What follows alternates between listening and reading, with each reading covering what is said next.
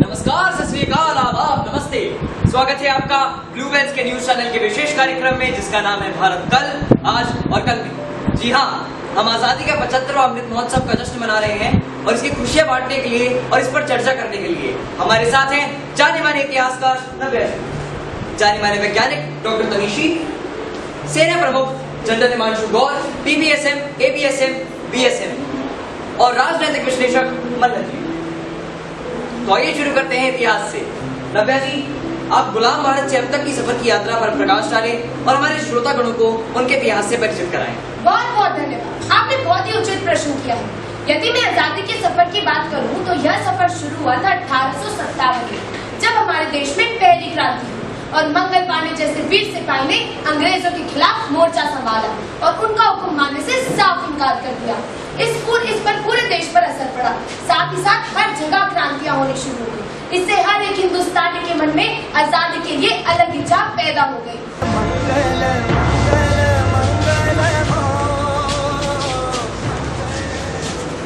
गद्दारी करता है अंग्रेजी हुकूमत के खिलाफ, हम तुमको तुम्हारे घुटनों पर झुका देंगे।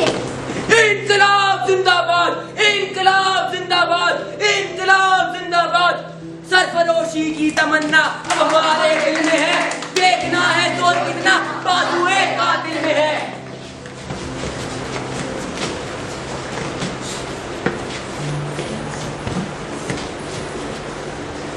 भारत माता की जय। चार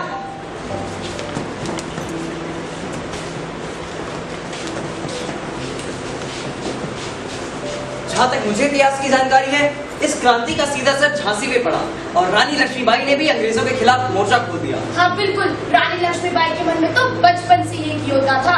इस क्रांति के बाद वह बाहर आ गया। वह अंग्रेजों के सामने एक नारी नहीं, अपितु एक वीर योद्धा बनकर मैदान में उतरी। जब जब रानी लक्ष्मीबाई का नाम आता है, तब सबकी जबान पर एक ही का नाम आता है, खूब लड़ी मर्दानी वो तो झांसी वाली रानी थी। क्या खूब कहा, खूब लड़ी मर्दानी वो तो झांसी वाली रानी थी। दोस्तों, रानी लक्ष्मीबाई को तो पता था कि अपनी मातृभूमि के लिए लड़ाई कैसे लड़नी है, और ऐसी कितनी घटनाएं हैं जिसमें बेकसूर बच्चे, बूढ़े, बुजुर्ग और नौजवान बिना किसी अपराध के, बिना किसी गलती के बेगुनाह मार दिए गए। अंग्रेजों ने सामूहिक जनसंहार कर इंसानियत की रूह कपा दी। हाँ बिल्कुल, जलियांवाला बाग इसी तरह का नरसंहार था जिसने पूरे विश्व को सदमे में डाल दिया था। सुनो सुनो सुनो सुनो सुनो सुनो सुनो सुनो सुनो, सभी लोगों को यह इत्तला दी जाती है कि जनरल डायर के आदेश से शहर में मार्शल लॉ लगा दिया गया है, इसलिए कोई रात के 8 बजे के बाद घर से बाहर ना निकले, नहीं तो जनरल डायर के आदेश से उसे गोली मार दी जाएगी, गोली मार दी जाएगी, गोली मार दी जाएगी। सुनो सुनो सुनो सुनो सुनो सुनो। अरे अभी कौन सी नई मुसीबत आ पड़ी? अब हमें अपने घरों से निकलने की भी आजादी नहीं है। अरे मेरा क्या होगा? मैं तो मजदूरी करके रात में 10 बजे तक घर पे आती हूँ। साढ़े मुल्क से रह के साढ़े उत्ते हुक्म चलाते रहे गोरे। भाइयों, अब तो हद ही हो गई, हमें इन गोरों के खिलाफ आवाज उठानी ही होगी। उठानी ही होगी। बिल्कुल सही, ताही ऐसी ना गोरा नो अपने देश तो खदेड़ सकांगे। आओ भाइयों बहनों, मिलके मेरे साथ दोहराओ, अपनी भारत माँ के लिए दोहराओ। भारत माता की जय, भारत माता की जय, भारत माता की जय। अरे अरे सुनो, कल बैसाखी का त्योहार है, सब जलियांवाला बाग में इकट्ठा हो और अपने नेताओं का भाषण सुनो। नेताजी की जय हो, नेताजी की जय हो। भाइयों और बहनों, जैसा कि आप सभी जानते ही हैं कि इन अंग्रेजों ने हम हिंदुस्तानियों पर कितने जुल्म किए हैं और अब तो हद ही हो गई है। हमारे घरों से बाहर निकलने की आजादी भी छीन ली गई है। हम सब मिलकर अंग्रेजी सरकार का विरोध करते हैं, विरोध करते हैं, विरोध करते हैं। You Indians, तुम लोग हमारी किसी बात से नहीं माना। हमने मार्शल लॉ लगाया, तुमने उसको नहीं माना। तुम लोग सरकार से गद्दारी करता है, इसके रूल्स एंड रेगुलेशन तोड़ता है, तुम्हें इसकी सजा जरूर मिलेगी। तुम फ्रीडम मांगता है, मिलेगा, कंप्लीट फ्रीडम मिलेगा। फायर!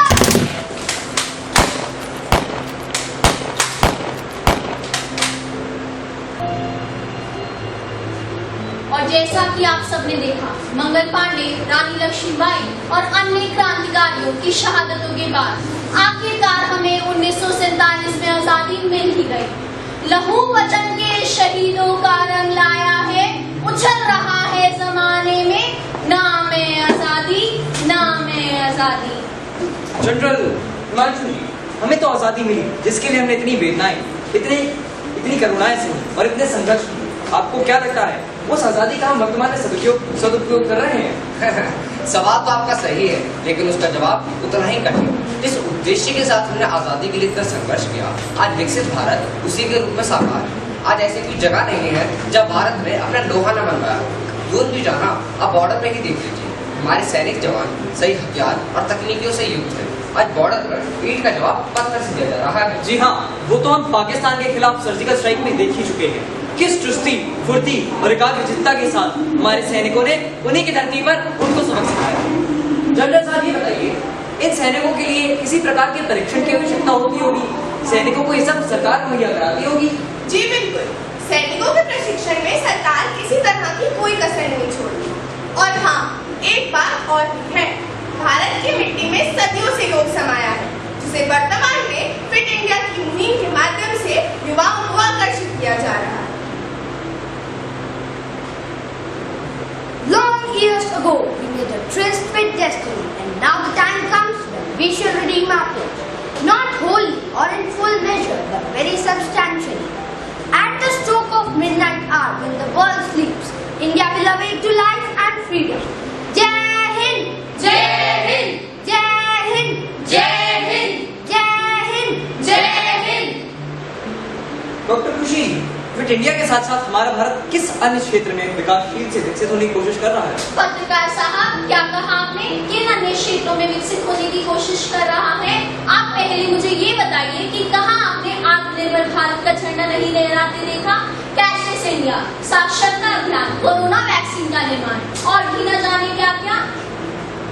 बात तो सही है आपकी। हम भारतवासियों ने जैसे मिलकर कोरोना का सामना करा और चीन की तरह इमरजेंसी नहीं लगाई, ये भारत के आत्मनिर्भर होने की ओर संकेत करता है। आत्मनिर्भरता की बात तो ठीक है, मगर क्या हमारा इसरो नासा का मुकाबला करने में सक्षम है? वाह, क्या बात कह दी पत्रकार साहब। मार्स मिशन यानी मंगलयान को भारत ने पहली बार में ही सफलतापूर्वक छोड़ा। पोखरण में भूमिगत परमाणु परीक्षण भी किया। GSLV, जी हाँ, GSLV ने मौसम संज्ञान के लिए भारत का पहला स्वतंत्र सैटेलाइट भी लॉन्च किया। अब तो आप मानेंगे ना, हमारा इसरो नासा से कम नहीं। बिल्कुल बिल्कुल सही कहा आपने। अब लगे हाथ ये भी बता दीजिए, किस आत्मनिर्भरता के आने वाले कल की क्या योजना है? जी देखिए, सरकारें तो आती जाती रहेंगी, पर जो तटस्थ है वो है देश, जिसे मजबूत बनाने की खास जरूरत है। और ये तभी होगा जब देश का युवा देश के लिए अच्छा सोचेगा, एक अच्छा वैज्ञानिक देश के लिए अच्छा विज्ञान करेगा, एक अच्छा बैंकर देश के लिए अच्छी बैंकिंग करेगा। इसका मतलब युवा स्वदेशी हो? बिल्कुल सही कहा नेताजी ने। नेताजी, आपके नजरिए से आजाद हिंदुस्तान का 2050 कैसा होगा? ये कहिए, कैसा होना चाहिए? देखिए, भारत को एक ताकतवर देश बनाने में सेना बहुत महत्वपूर्ण भूमिका निभाएगी। बिल्कुल, सेना को आधुनिक हथियार और सुविधाओं से लैस कराने की जरूरत है। उनके स्वास्थ्य संबंधी आर्थिक जरूरतों को पूरा करके हम देश के लिए एक सुरक्षा कवच प्रदान कर सकते हैं। सेना के साथ साथ तकनीकी के क्षेत्र में भी नए नए अनुसंधान करके विश्व गुरु के दर्जे को और मजबूत कर सकते हैं। नेताजी, और क्या अपेक्षाएं हैं 2050 से? भारत के स्वनिर्माण काल में अच्छी स्वास्थ्य सुविधाएं बहुत महत्वपूर्ण भूमिका निभाएंगी। सरकारी अस्पतालों में निजी अस्पतालों जैसे उपचार मिले, अच्छी व बुनियादी शिक्षा सभी को प्राप्त हो। भ्रष्टाचार, हाँ भ्रष्टाचार जो आए दिन अपना मुंह फैलाता जा रहा है, उस पर नजर रखना भी आवश्यक है। भ्रष्टाचार से लिपटी सरकारें व नेताओं पर तुरंत कार्रवाई हो। आज हमारा देश विकासशील है, एक दिन विकसित जरूर बनेगा। अगर ऐसा हुआ तो बहुत से अंदर हो जाएंगे, सरकार गिर जाएगी। आप सबका यहाँ पधारने के लिए और अपने विचारों को साझा करने के लिए बहुत बहुत शुक्रिया। आशा करते हैं कि हमारे सपनों का भारत हमारे स्वप्न से भी खूबसूरत होगा। जय हिंद, जय भारत। जय हिंद, जय भारत।